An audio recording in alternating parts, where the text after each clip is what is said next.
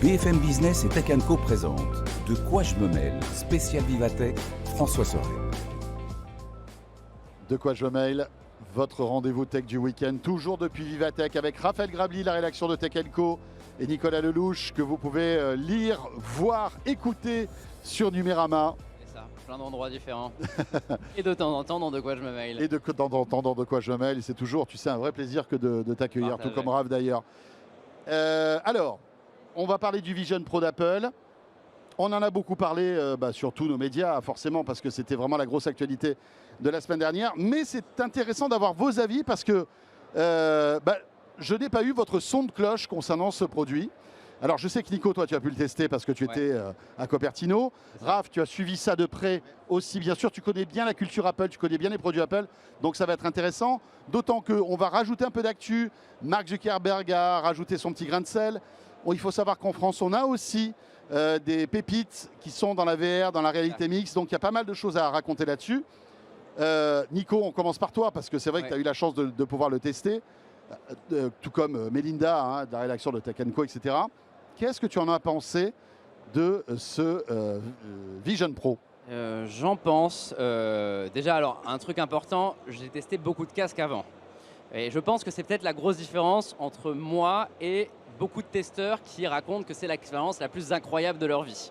Parce que c'est pas l'expérience la plus incroyable de ma vie, mais le produit en lui-même est incroyable. Là-dessus, je les rejoins. C'est tout simplement l'approche en termes de réalité virtuelle, réalité mixte, la plus aboutie qui existe à ce jour, que ce soit au niveau de la qualité des écrans, que ce soit au niveau de l'intuitivité de l'interface. Je trouve que le contrôle des yeux qu'ils ont mis en place, qui permet de regarder juste un tout petit élément d'interface en disant ça marchera jamais, de juste faire un tout petit tapotement avec 2 doigts et que ça sélectionne, et ben c'est formidable. C'est assez fou à quel point le truc est hyper fonctionnel. J'ai dû faire aller 60 sélections en une demi-heure pour un 100% de réussite. C'est rare d'avoir 100% de réussite sur ce genre de technologie, ça marche vraiment très bien. Alors que c'est un produit qui n'est même pas terminé, quoi. C'est un produit qui n'est même pas terminé et en comparaison avec le Quest Pro de Meta, par exemple, qui n'est pas un mauvais produit, contrairement à ce que les gens pensent, on a un contrôle par les mains, sauf que ce contrôle, en fait, consiste à mettre sa main devant et il y a un laser qui sort de la main, on pointe un endroit et on valide. C'est extrêmement différent de juste regarder et de pouvoir avoir la main dans un coin. C'est-à-dire qu'en fait, la masse de capteurs dans ce masque, dans le casque, le Vision Pro, est tellement importante que ta main est quasiment n'importe où. Elle est suivie, y compris derrière le dos. Enfin, Fou. moi, je me suis amusé à faire des trucs comme ça fonctionnait. Donc, non, franchement. Et on comprend mieux aussi le prix de ce produit. On comprend mieux le prix de ce produit. D'un point de vue technologique, c'est incroyable. La qualité des écrans aussi. Je me suis amusé au moment du Quest Pro à travailler à l'intérieur du Quest Pro. C'est-à-dire que je projetais les écrans de mon Mac sur le casque et du coup, je pouvais travailler en gardant le casque sur la tête. C'est sympa, mais on voit les pixels. Pas chez Apple. Chez Apple, on voit aucun pixel quand on est sur du texte, ce qui fait qu'on a vraiment l'impression d'être à l'intérieur d'un iPhone en quelque sorte. C'est comme ça qu'on pourrait le définir. Il y a 2 limites technologiques qui fait que je suis pas autant impressionné que certains ont pu l'être. C'est que je trouve que la qualité du pass-through, donc ce qui permet de voir le vrai monde avec les caméras, elle n'est pas parfaite. C'est un petit peu bruité. Ça l'est moins que chez Meta, mais on voit clairement la différence entre le vrai monde et quand on est dans le casque. Ça, j'ai vu les testeurs aux États-Unis dire franchement c'est 100% la réalité. Je comprends pas comment ils peuvent dire ça. C'est pas du tout 100% la réalité, c'est 90% la réalité et c'est déjà pas mal. Et l'autre truc, c'est qu'au niveau du champ de vision, Apple n'a pas trouvé le remède à un problème que tous les constructeurs de casques ont depuis des années, celui d'avoir une sorte de bulle avec du noir en bas, du noir à gauche, du noir en haut. On a quand même l'impression de voir à travers un masque. C'est pas problématique parce que le champ de vision, il est large et que la profondeur, elle est vraiment impressionnante. J'ai jamais vu une profondeur aussi bonne sur un casque de réalité virtuelle, mais ce n'est pas parfait. Maintenant, je suis extrêmement emballé. Je pense que Apple a une richesse que les autres n'ont pas, c'est l'écosystème. Meta, ils ont beau avoir le meilleur casque du monde, s'ils n'ont pas les applications dedans, ça ne peut pas marcher. Apple, il part déjà avec toutes les applications du Mac, de l'iPhone, de l'iPad, toutes les applications qui vont cohabiter entre les produits. Je ne peux pas voir dans mon casque Meta la photo que j'ai prise avec mon iPhone il y a 2 minutes. Je peux avec le casque Apple. Donc ça fait un produit extrêmement intéressant qui, je pense, est très bien positionné comme ordinateur spatial, comme Apple le dit. Et c'est ça d'ailleurs. Après, voilà, c'est du marketing évidemment. Et Apple ne veut pas dire casque de réalité virtuelle, ils disent ordinateur spatial. Et encore moins métavers. Encore moins métavers, ça c'est évident. Mais ils ont bien raison en fait de dire ordinateur spatial parce qu'ils installent dans la tête des gens que ces produits ne sont pas que des objets de divertissement mais peuvent être des substituts à l'ordinateur moderne. Et j'y crois. Je pense qu'ils ont vraiment quelque chose à jouer là-dessus, que ça va prendre du temps, qu'on n'est pas prêt d'avoir tous un casque à la maison avant longtemps, mais qu'ils ont vraiment réussi leur coup. Et je donnerais beaucoup pour réavoir cette expérience sans avoir à noter dans ma tête tout ce que je faisais parce que j'étais obligé de me concentrer sur ok alors là c'est ça, alors ça ok il y a eu ça, alors ça c'était un peu flou. J'aimerais le refaire juste en détente parce que c'était vraiment cool. Ouais, bon, Raphaël, c'est intéressant. Enfin, il y a plein de choses à raconter, mais ce qu'il y a de, moi, je trouve de très intéressant, c'est qu'Apple lance un nouvel univers, en fait, dans sa gamme de produits. Et ça faisait une éternité qu'on n'avait Depuis pas eu l'Apple ça. Watch, donc ça Voilà. fait quasiment, ça faisait 8 ans, 2015, hein.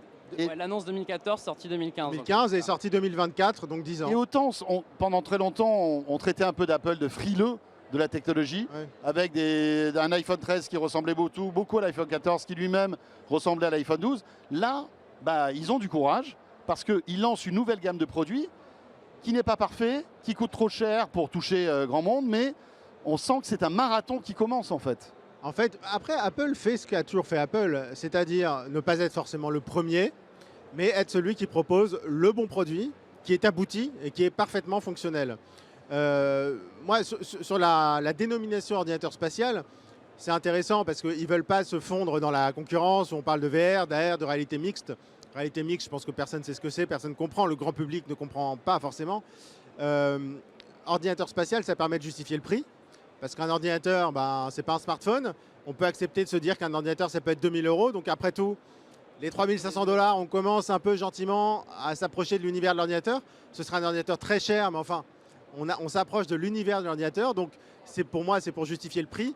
Et encore une fois, Apple sort un produit une fois que la techno est parfaitement maîtrisée. Et ce qui est important dans ce casque, c'est qu'évidemment, il y a l'interface logicielle qui est dérivée du Mac, donc qui est prête, j'ai envie de dire, prête à l'emploi. Mais moi, ce qui m'inquiétait, enfin, quand j'ai vu la démo d'Apple sur le suivi oculaire, je me suis dit, oh là là, c'est casse-gueule quand même, c'est hyper casse-gueule, Ouais. parce que c'est le genre de truc où si ça foire une fois sur 10, c'est inutilisable. On ne peut pas avoir 90% de succès, il faut avoir 100%. Et en fait, et c'est le retour de Nico, c'est le retour de Melinda, c'est le retour des testeurs. J'ai vu la vidéo de Marques Brownlee, qui est un youtubeur américain, qui a testé ça, et il dit en fait, ça fonctionne parfaitement comme sur la vidéo. Pareil pour l'interaction, pincer ses deux doigts, ça fonctionne. Alors c'est là où on se dit, ok, les fondamentaux techniques sont là. Donc après, en fait, il n'y a plus qu'à s'amuser, d'abord. Et deux, il n'y a plus qu'à faire baisser le prix. Et ça, je pense que s'amuser, Apple va savoir le faire, c'est-à-dire faire une interface qui soit efficace. Apple, pour eux, c'est facile. D'autant plus que, comme tu dis, ils ont les applis, ils ont l'univers applicatif, là où Facebook n'a rien. Ils jouent sur un usage. Ils n'ont pas rien Facebook, hein. Ils commencent à se créer. Ils ont un bon écosystème. Mais Ils ont quand même un écosystème. discuter avec des développeurs français majeurs. Non, mais rien, je parle par Oui, oui, rapport oui. à, par Moi, rapport à je Apple. rejoins Raph, ils sont à côté d'Apple, ils ont rien. Ils ont rien. Non, mais c'est pas Pico, quoi. C'est ça que je veux dire. C'est pas Pico. Oui, non, Je sais pas, le nombre d'utilisateurs du métavers, Horizon World, je sais pas combien il y a d'utilisateurs en France. Il y a aussi ça. Excuse-moi, je pense qu'il y a plus de monde à Vivatech. Hein. Enfin, et beaucoup plus de monde à Vivatech. Il a raison. Donc non, c'est rien. Il faut dire ce qui est. Facebook n'a rien en termes d'utilisateurs dans son Moi, métavers. je parlais pas d'utilisateurs, je parlais d'applications. Ils oui, créent oui. quand même. Oui, ils ont, mais Pardon, bien je sûr. me suis Ok. peut-être pas lui exprimer. Oui, en application, ils ont des partenaires, bien Ce sont sûr. des applications du monde de la VR. Alors qu'Apple, moi, de ce que j'en ai compris, pour avoir discuté avec des gros développeurs français, notamment chez les opérateurs, Ouais. chez les fournisseurs télé, eux me disent on sera là day one sur le Vision Pro. Ils ont Et Disney. Ils sont toujours pas sur le Ils la ont Quest aujourd'hui, Disney, ils ont donc, Microsoft. Ils ont Disney, ouais, ils ont ils ont Microsoft. Disney, Microsoft, déjà, c'est pas mal. Pour un début, c'est quand même pas mal. Hein. Quand tu veux imposer un ordinateur spatial, quand tu as Microsoft dans ton sac, c'est quand même Ouais, un c'est bon clair. début, tu vois. Et donc finalement, pour moi, ils vont créer le marché. J'étais vraiment très dubitatif sur ce que ça allait être. Bah, du coup, là, j'y crois parce que techniquement, apparemment, c'est au point. Au niveau du prix, c'est stratosphérique, mais enfin, ça va finir par baisser.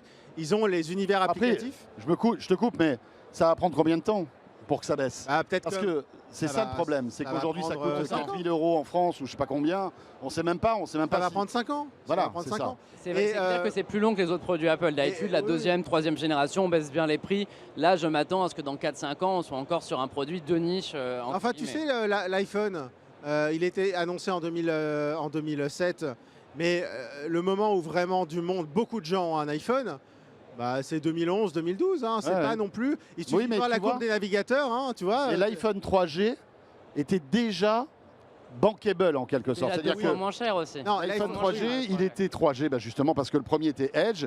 Tu commençais à avoir les services Microsoft. L'App Store arrivait un petit peu plus tard. Et là, on se rendait compte d'un coup de la puissance du truc. Il a fallu 2-3 ans en fait pour Non, que Apple arrive à maturer son produit. Oui, mais Là, je pense que ça va prendre beaucoup plus ça va de prendre temps. au moins D'accord. 5 ans. Parce que technologiquement, c'est pas prêt en fait. Ah, C'est prêt. C'est prêt, pas mais au ça bon prix. C'est pas prêt au bon prix. Voilà, c'est Oui, ça. d'accord. Et Mais c'est la est-ce que- production, la production est impossible. En fait, le partenaire sur les écrans, c'est Sony. Et Sony, hier, a fait une conférence pour parler justement des écrans. Ils ont dévoilé des détails. Et ils disent qu'ils ont la capacité d'en produire 900 000 par an. Voilà, Oui. donc Voilà, c'est dit. Versus quoi, 150, 200 millions d'iPhone. Voilà, c'est ça, Pardon c'est réglé. En fait, on n'a même pas la question de est-ce qu'Apple va battre Meta l'année prochaine en vente. Non, Meta, ils peuvent fabriquer des dizaines de millions de c'est pour Quest. ça- Apple ne peut pas en fabriquer 1 million. C'est pour ça qu'il ne faut pas comparer ça à un iPhone. Il faut comparer ça. Ils disent ordinateur spatial. Un ordinateur, c'est à la maison. Un ordinateur, on ne se balade pas dans la rue. D'ailleurs, il suffit de voir les vidéos de présentation.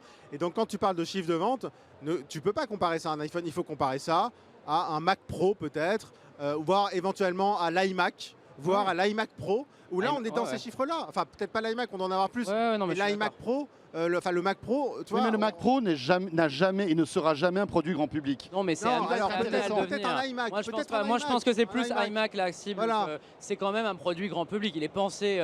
Les gens disent oui, c'est le casque d'Apple pour les entreprises et pour les développeurs. Non, non, Apple, non. c'est pas une boîte qui fait des Non, produits mais pour les c'est pas du entreprises et les B2B développeurs, Apple. hein. Et il faut comparer ça au consumer. futur de l'iMac, Et je le pense. premier, Voilà. c'est ça. Il y a plein de possibilités. Par exemple, cet OS, Vision OS, il est hyper intéressant. L'idée, c'est de dire aujourd'hui, je regardais Facebook, et bah, je prends mon téléphone et je vais dans Facebook. Bah, demain, j'ai juste à faire un geste et je vais dans Facebook. En fait, c'est intégrer les interfaces visuelles à la Après, vue. il y a quand même Et un ça, risque. Aujourd'hui, c'est un casque. Demain, je pense que le casque n'est pas amené à mourir parce qu'il permet de faire plus de choses que des lunettes. Mais dans 10 ans, peut-être qu'on aura des lunettes sous Vision OS. Elles partageront le système, elles partageront les applications et elles permettront de ne pas avoir l'immersion. Mais et d'avoir la la question, c'est un peu comme l'Apple Watch. Qui est prêt à utiliser cet outil pour être productif ou se divertir? Alors franchement, Je veux dire, un masque, il y a plein de gens qui ça ne les intéresse pas. Non, Ils mais n'ont pas voilà. envie d'avoir un truc sur la tête. Apple qui est doit lourd, réinventer les qui tient usages. chaud. Au bout de 2 heures, t'es pas bien. Enfin voilà, il y a tout est-ce qu'il y a, tous ces est-ce qu'il y a un trucs-là, tu million vois ce de que je veux gens dire? qui sont prêts à acheter ça chaque année dans le monde? Je pense que oui. Oui, mais on n'est pas au niveau Même d'un plus. iPhone. Non, ou même d'un mais- Mac. Peut-être un jour en vrai. Moi je pense que peut-être un jour. Pour Moi, de je vrai. pense que dans Pas 5 le ans- casque, mais les lunettes en elles-mêmes, les je pense que lunettes. ça peut Je pense que Et intéresser. les dans lunettes, 5 ans, c'est on dans peut- 10 ans. Quand tu écoutes Mark Zuckerberg, Peut-être, mais il faut y Mark aller. Zuckerberg, il dit OK, bah nous là, on lance un truc, mais dans 10 ans, on aura peut-être des lunettes. Mais le Non, casque mais est une ce qui sera première intégreront jamais la Mark réalité Zuckerberg. mixte. Ce sera pas dans 10 ans, ce sera jamais Zuckerberg. Là, l'iMac, non, mais il faut pas se mentir. Mais l'iMac, je suis C'est vache, je désolé. suis pas sûr. Je suis Si, pas d'accord avec moi, je toi. suis sûr. Ils je sont en sûr. avance quand même. Hein, Moi, je suis Meta, pas sur d'accord leur- avec toi. Moi, je suis sûr que j'y crois pas du. Enfin, je suis sûr que dans 10 ans, tu n'auras pas des gens qui seront sur le métavers. Moi, j'y crois pas une Ah, le seconde. métavers, non. Ah oui, mais non, les- je parle- mais non, les- non, non. Des lunettes méta avec des Ah oui, oui, applications, non, oui, ok, ça, on oui. sait, oui, Non, oui, non, non, voilà. je parle du métavers. Par contre, non, je pense que dans 5 ans, tu peux avoir autant d'Apple Vision de vendus que d'iMac. Moi, je pense que c'est je pense. totalement jouable.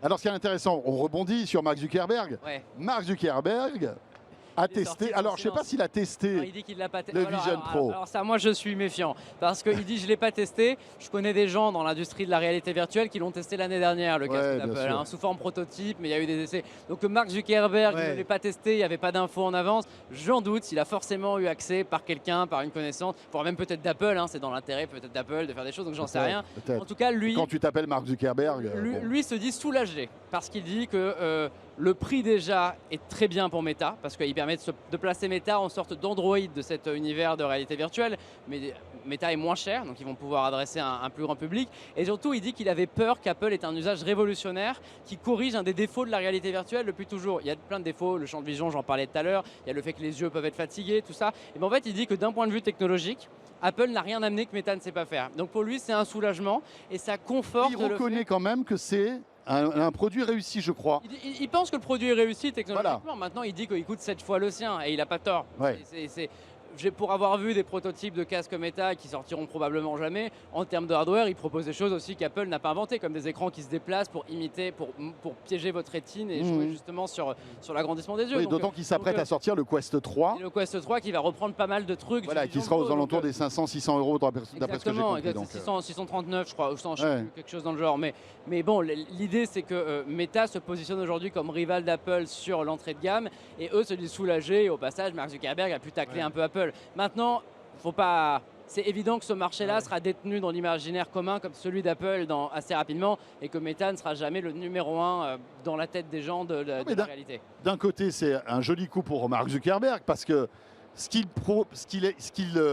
ce ce qu'il pousse depuis 2 ans, voilà. Non, je suis pas du tout d'accord. Ah bon? Mais non, il dit ça ne corrige pas le problème de la VR. Bah si, ça corrige le plus gros problème de la VR, ça n'utilise pas la VR. C'est ça qui est malin. Mais lui le fait déjà avec le Quest Pro. Non, mais il avait compris ça aussi. Oui, ouais, le c'est Quest ça. Pro, c'est la réalité mixte.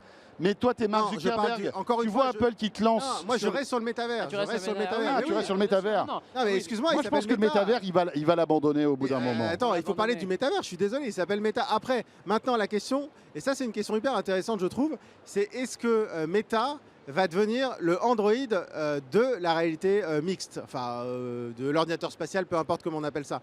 Ça c'est super intéressant, c'est ce qu'ils veulent faire, et ils ont raison, là pour le coup, honnêtement, Zuckerberg a raison, il y a un coup à jouer pour devenir l'Android sur ce marché de la réalité augmentée. N'empêche que je pense aujourd'hui que finalement Google peut arriver quand même. Ils arrivent. Et Google va arriver. Et moi je pense quand même... Samsung aussi. En fait, c'est Google et Samsung visiblement. Voilà, non, mais... Samsung va fabriquer le premier casque et Google prépare un OS, c'est un secret de polichinelle, qui va s'appeler Android XR. D'accord. Ah, la version en réalité. Et pour moi, celui qui reste quand même le mieux placé, d'un point de vue OS, c'est forcément Google. On dit que bien sûr. Forcément, non, mais c'est logiciel clair que d'exploitation. la guerre se joue entre Google et Meta plus qu'entre Apple et Meta en réalité. Apple Exactement, sera exactement. toujours Pour moi, positionné ce sur qui va l'autre se gamme jouer avec maintenant, l'environnement. c'est qui pourrait être en face d'Apple, le challenger. Est-ce que c'est Meta, est-ce que c'est Google? Meta a pris, évidemment, tu le dis, beaucoup d'avance sur la partie hardware. Énormément, ouais. Pour, à la base, un métavers, finalement, ils vont se détourner de ça pour essayer d'être en face d'Apple. Mais je suis très curieux de voir ce que Google va faire parce que là encore, quand il faut entre guillemets déporter un OS, donc un Android version VR, c'est Google qui va être là. Donc s'ils arrivent à choper le hardware, Google peut arriver quand même à se faufiler et à se retrouver en face, ce qui serait quand même assez logique pour tout le monde. Mais encore une fois, sur le marché de l'ordinateur, c'était Microsoft versus Google, versus Apple. Sur le smartphone, c'était Google. Est-ce que sur la VR, l'AR, ça va être Google ou on va encore changer, ça va être Meta? Ça, je trouve que c'est la vraie question. On aura peut-être la réponse dans 3-4 ans. Pas tout de suite, mais à mon avis, dans 3-4 ans. Et c'est intéressant de voir que Meta, se positionne là-dessus. Apple, Google, Samsung, ça commence à faire du... Alors Sony, avec son PSVR 2, c'est presque anecdotique. Catégorie, ouais. On est hors catégorie. C'est intéressant de voir que tous les géants, finalement, de la tech se positionnent là-dessus de manière sérieuse. Oui, mais Après, Sony... ils peuvent tous se tromper, hein. Y compris Apple. Hein. Ils peuvent tous se tromper et finalement aller dans un marché qui n'a pas de chance de décoller. Moi, j'y crois un peu plus Tu ne maintenant. crois pas qu'Apple a fait des études? Moi, je pense qu'avant, ça fait 10 ans qu'ils travaillent là-dessus. Je pense que, peut-être pas 10 ans, mais pas loin. Je pense qu'ils ont dû faire des études, mais dans tous les sens, pour se rendre compte que finalement, ça y est, c'est le moment de lancer ça. En tout cas, on est à un moment historique. Ce que j'avais déjà expliqué, je pense, pendant la conf, c'est qu'on a deux solutions. Soit on est face aux vrais nouveaux produits d'Apple historiques, soit on est au premier vrai échec d'Apple version 2.0, c'est-à-dire depuis le 21e siècle. Donc dans tous les cas, on le verra. Moi je pense qu'ils vont... Ce ne sera pas le succès retentissant dès le début, ça va être des itérations. Oui, ça va prendre du temps. Un fiasco, c'est possible, ce serait le premier foirage d'Apple, ce serait aussi historique. Bon, on verra bien. Ouais, c'est passionnant. Merci à tous les deux, c'était cool. Merci François, merci Raph, c'était cool. Parler du Vision Pro ici à Vivatech, c'est top. Voilà, merci beaucoup Nicolas. Nicolas Lelouch, donc Numérama. Et merci à Raphaël Grabi, la rédaction de Tech & Co. De quoi je mêle est terminé. J'espère que vous avez passé, tout comme nous, un bon moment. Je vous laisse, bien évidemment, sur la chaîne Tech & Co pour retrouver toute l'actualité tech au quotidien avec plein d'émissions multijoueurs. L'émission de Mélinda Davansoulas. On retrouve aussi pas mal d'entretiens très intéressants de Raphaël Grabli. Et puis, bien évidemment, sur BFM Business le week-end et en podcast audio. Merci de nous écouter et de nous regarder. À très bientôt. De quoi je me mêle, spécial Vivatech sur BFM Business et Tech & Co.